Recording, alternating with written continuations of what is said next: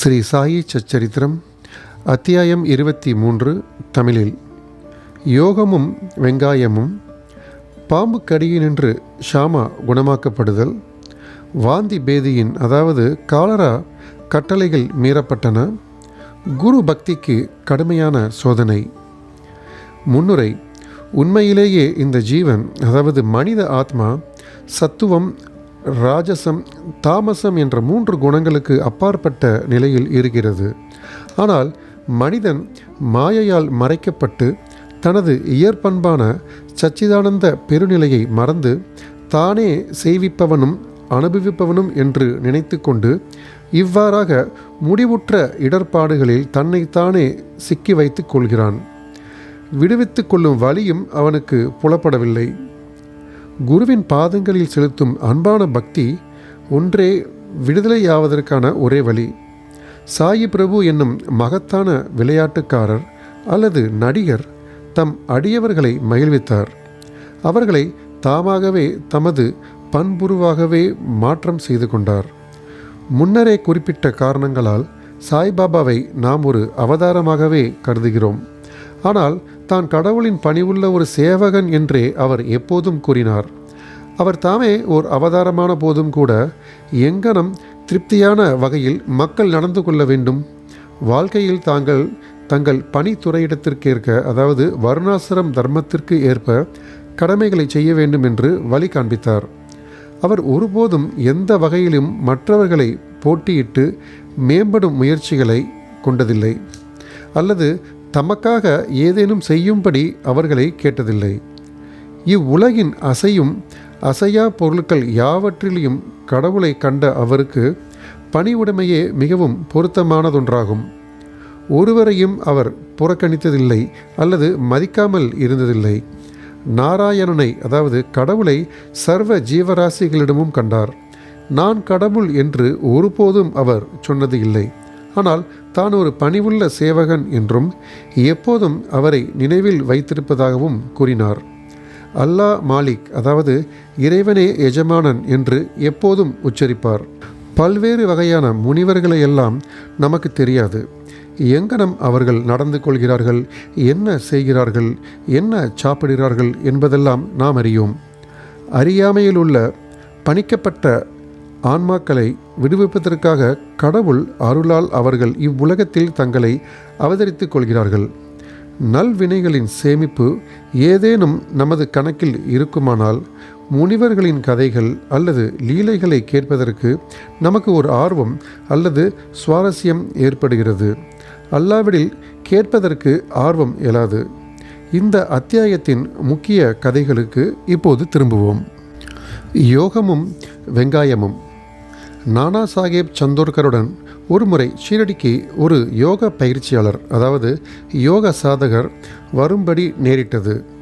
பதஞ்சலியின் யோக சூத்திரங்கள் உள்ளிட்ட எல்லா யோக புத்தகங்களையும் அவர் கற்றிருந்தார். எனினும் யோகத்தில் நடைமுறை அனுபவம் ஏதும் அவருக்கு இல்லை. தனது மனதை ஒருமுகப்படுத்தி குவிக்கவும் சமாதி நிலையை ஒரு சிறிது நேரம் எய்தவும் கூட அவரால் முடியவில்லை. சாய்பாபா தம்பால் மகிழ்ச்சி அடைந்தாரென்றால் நீண்ட நேரம் சமாதி நிலையை எய்வதற்கு அவர் தமக்கு வழிகாட்டுவார் என்று நினைத்தார். உள்ளத்தில் இக்குறிக்கோளுடன் அவர் ஷீரடிக்கு வந்தார். மசூதிக்கு அவர் சென்றபோது சாய்பாபா ரொட்டியை வெங்காயத்துடன் சாப்பிட்டு கொண்டிருப்பதை கண்டார். இதை கண்ணுற்ற அவருக்கு மனதில் ஓர் எண்ணம் எழுந்தது. மட்கிப்போன ரொட்டியுடன் பச்சை வெங்காயத்தை உட்கொண்டிருக்கும் இம்மனிதர் எங்கனம் எனது தொல்லைகளுக்கு விடை கண்டு எனக்கு உதவி செய்ய முடியும்? சாய்பாபா அவரது உள்ளத்தை படித்தறிந்து நானா சாஹேப்பை நோக்கி கூறினார். ஓ நானா, வெங்காயத்தை ஜீரணிக்கும் ஆற்றல் உள்ளவன் மட்டுமே அதை உண்ண வேண்டும். மற்ற ஒருவரும் அங்கனம் செய்யக்கூடாது. இக்குறிப்பை கேட்ட யோகி ஆச்சரியத்தால் செயலிழந்தார். பின்னர் பூரண சரணாகதியுடன் பாபாவின் பாதங்களில் அவர் வீழ்ந்தார். தூய சிறந்த உள்ளத்துடன் தனது தொல்லைகளை கேட்டு பாபாவிடமிருந்து அவைகளுக்கு விடையும் பெற்றார். இவ்வாறாக திருப்தியும் மகிழ்ச்சியும் அடைய பெற்று பாபாவின் உதி ஆசீர்வாதங்களுடன் அவர் சீரடியை விட்டு சென்றார். பாம்பு கடியினின்று ஷாமா குணமாக்கப்படுதல்.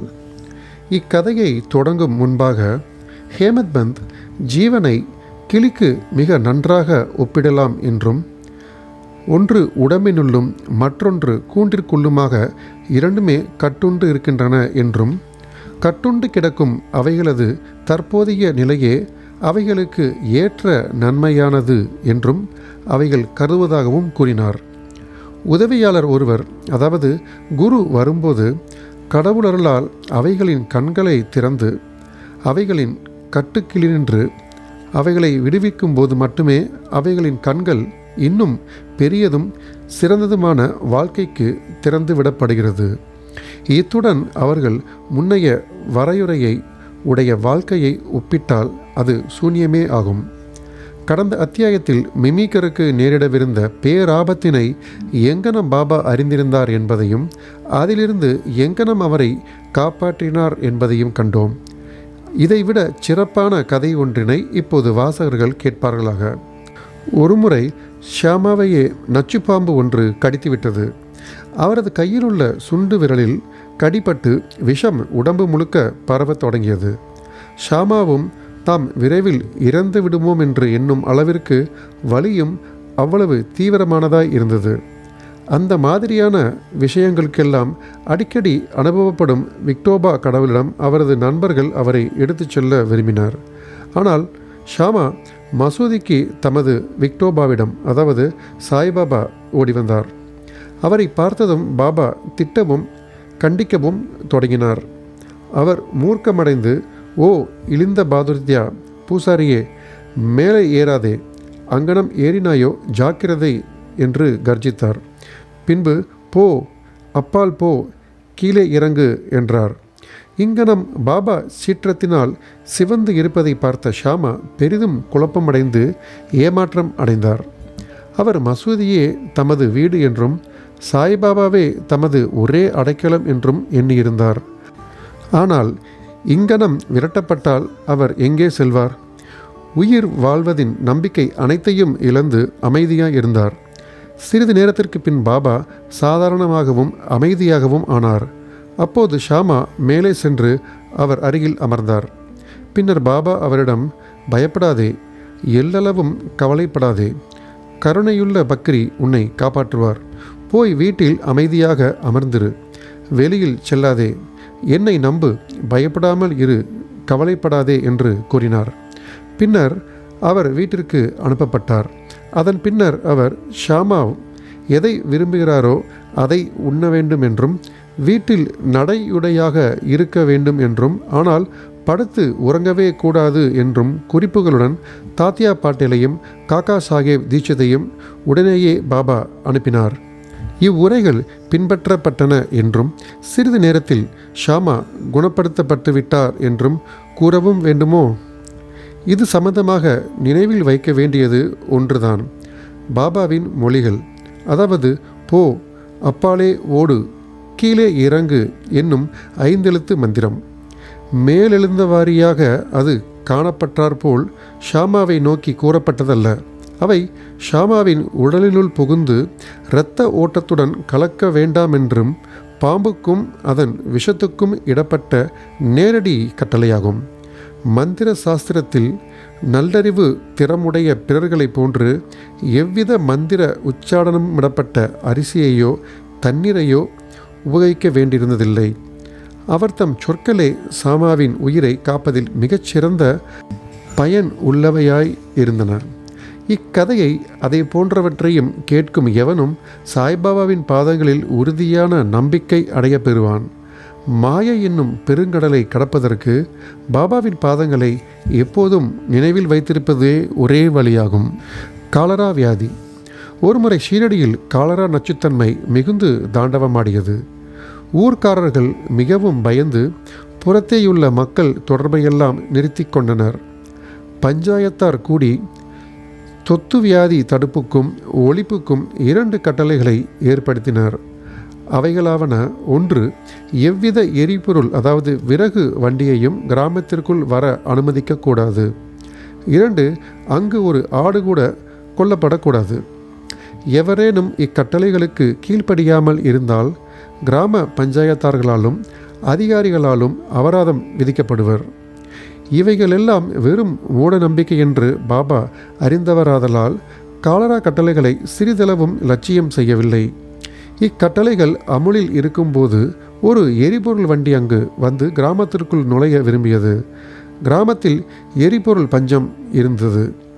எல்லோருக்குமே தெரிந்திருந்தும் என்றாலும் மக்கள் எரிபொருள் வண்டியை விரட்ட ஆரம்பித்தனர். பாபாவுக்கு இவைகளெல்லாம் தெரிய வந்தன. அவர் அவ்விடத்திற்கு சென்று வண்டிக்காரனை மசூதிக்கு ஓட்டி வரும்படி கூறினார். பாபாவின் செய்கைக்கு எதிராக ஒருவருக்கும் குரல் எழுப்ப தைரியமில்லை. தமது துணிக்கு அவருக்கு எரிபொருள் தேவைப்பட்டது. எனவே அவர் அதை வாங்கினார். அக்னிஹோத்ரி தனது புனித நெருப்பை தன் வாழ்நாள் முழுவதும் எரிய விடுவது போன்றே பாபா தமது துணியை இரவும் பகலும் எரியவிட்டார்.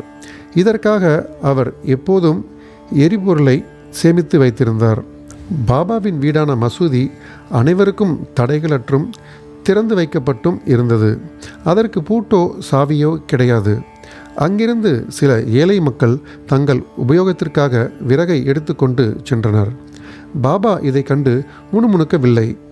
பிரபஞ்சம் அனைத்திலும் கடவுள் வியாபித்திருந்ததை அவர் கண்டார். எனவே எவருடனும் அவர் பகையோ கெட்ட எண்ணமோ கொண்டதில்லை. முழுவதுமாக துறந்தவராயினும் மக்களுக்கு ஒரு முன் உதாரணமாக இருக்கும் பொருட்டு அவர் இல்லறத்தோர் போன்றே வாழ்ந்தார். குரு பக்திக்கு கடுமையான சோதனை. இரண்டாவது காலரா கட்டளையை பாபாவினால் எங்கனம் செயல்படுத்தப்பட்டது என்பதை தற்போது காண்போம். கட்டளை அமுலில் இருக்கையில் யாரோ ஒருவர் மசூதிக்கு ஒரு ஆட்டை கொண்டு வந்தார். அது பலவீனமாயும் மூப்புடனும் இறக்கப்போகும் தருவாயிலும் இருந்தது.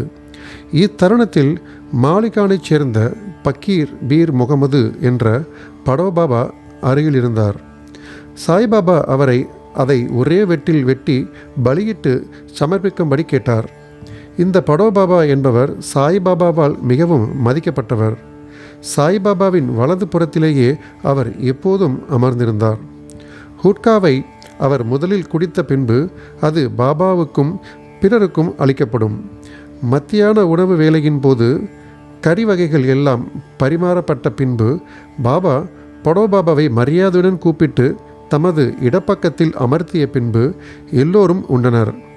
தட்சிணையாக சேகரிக்கப்பட்ட பணத்திலிருந்தும் பாபா அவருக்கு தினசரி ரூபாய் 50 அளித்து வந்தார்.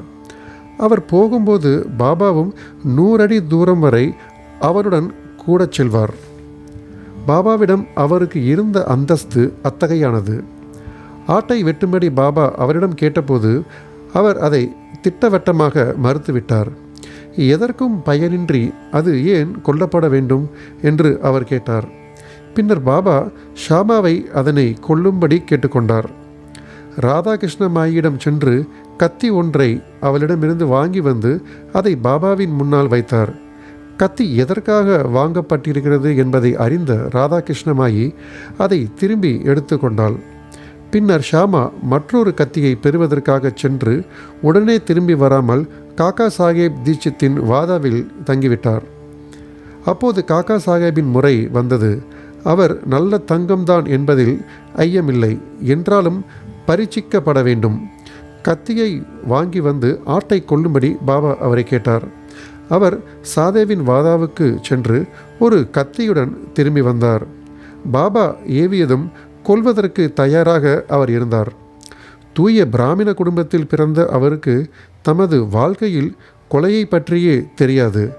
ஹிம்சை செயலுக்கும் முற்றும் அவர் எதிரான போதும் ஆட்டை கொல்வதற்கு தன்னைத்தானே தைரியப்படுத்தி கொண்டார். முகமதியரான படோபாபா அதை கொல்வதற்கு விருப்பமற்றவராய் இருப்பதையும் இந்த தூய பிராமணர் அதை கொல்வதற்கு ஆயத்தப்படுத்தி கொண்டு இருப்பதையும் கண்ட அனைவரும் அதிசயப்பட்டனர்.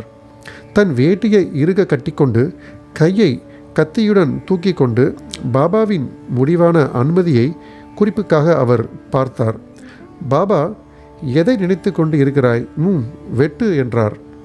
பின்னர் கைகள் வெட்டுவதற்கு தயாராக கீழே இறக்கப்படவிருந்த அதே தருணம் பாபா, நிறுத்து, நீ எவ்வளவு கொடுமையானவனாய் இருக்கிறாய், பிராமணனாய் இருந்து கொண்டு ஆட்டை கொள்கிறாய் என்றார். காக்கா சாஹேப் கீழ்ப்படிந்து கத்தியை கீழே வைத்துவிட்டு பாபாவிடம் கூறினார், அமிர்தத்தை ஒத்த தங்கள் சொல் எங்களுக்கு சட்டமாகும். எங்களுக்கு வேறு எவ்வித சட்டமும் தெரியாது. எப்போதும் தங்களையே நினைவு கூறுகிறோம். தங்கள் ரூபத்தையே தியானிக்கிறோம். இரவும் பகலும் தங்களுக்கே கீழ்ப்படுகிறோம். கொள்வது சரியா தப்பா என்பது எங்களுக்கு தெரியாது, அல்லது அதை நாங்கள் கருதுவதில்லை. பொருட்களுக்கான காரணத்தை ஆராயவோ விவாதிக்கவோ நாங்கள் விரும்புவதில்லை. ஆனால் குருவின் கட்டளைகளுக்கு ஐயுறா பற்றுறுதிப்பாட்டுடன் ஒழுங்கான பணிவிணக்க பண்புடன் நடத்தலே எங்களது கடமையும் தர்மமும் ஆகும். பின்னர் பாபா காக்கா சாஹேப்பிடம் தாமே பலியிடுதலையும் வெட்டும் வேலையையும் செய்து விடுவதாக கூறினார்.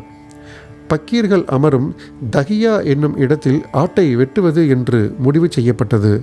பின்னர் ஆடு அவ்விடத்திற்கு கொண்டு செல்லப்படுகையில் வழியிலேயே இறந்து விழுந்தது. ஹேமத் பந்த் அடியவர்களுக்கு பாகுபடுத்துவதுடன் இந்த அத்தியாயத்தை முடிக்கிறார்.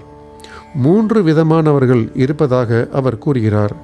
1 முதல் தரம் அல்லது சிறந்தவர்கள். 2 இரண்டாம் தரம் அல்லது நடுவானவர்கள். 3 மூன்றாம் தரம் அல்லது சாதாரணமானவர்கள். முதல் தரமானவர்கள் குரு என்ன விரும்புகிறார் என்பதை ஊகித்தறிந்து அதை உடனே நிறைவேற்றி அவர்களிடமிருந்து உத்தரவு வரும் வரை காத்திருக்காமல் அவர்களுக்கு சேவை செய்கிறார்கள். இரண்டாம் தரமானவர்கள் தங்களது குருவின் கட்டளையை அர்ச்சர சுத்தமாக சிறிதும் தாமதமின்றி கீழ்ப்படுகிறார்கள். மூன்றாம் தரமானவர்களோ குருவின் கட்டளையை நிறைவேற்றுதலை ஒத்தி போட்டு கொண்டும் ஒவ்வொரு படியிலும் தவறு செய்து கொண்டும் இருக்கிறார்கள். அறிவு கூர்மையை பின்னணியாக கொண்ட உறுதியான நம்பிக்கையை சீடர்கள் பெற்றிருக்க வேண்டும். பொறுமையும் இவைகளுடன் சேருமானால் ஆன்மீக லட்சியம் தொலைவில் இல்லை. மூச்சு கட்டுப்பாடு, அதாவது உள்மூச்சு வெளிமூச்சு அல்லது ஹட யோகம் அல்லது பிற கடின பயிற்சிகள் தேவையே இல்லை. மேலே குறிப்பிடப்பட்ட குணாதிசயங்களை அடியவர்கள் பெறுவார்களேயானால் இன்னும் அதிகமான செயல் திட்டங்களுக்கு அவர்கள் தயாராகிறார்கள். பின்னர் குருமார்கள் தோன்றி ஆன்மீக பாதையின் முழு நிறைவுக்கு அவர்களை வழிநடத்துகிறார்கள். அடுத்த அத்தியாயத்தில் நாம் பாபாவின் விறுவிறுப்பான நகைச்சுவையையும் தமாஷையும் காண்போம். ஸ்ரீ சாயியை பணிக. அனைவருக்கும் சாந்தி நிலவட்டும்.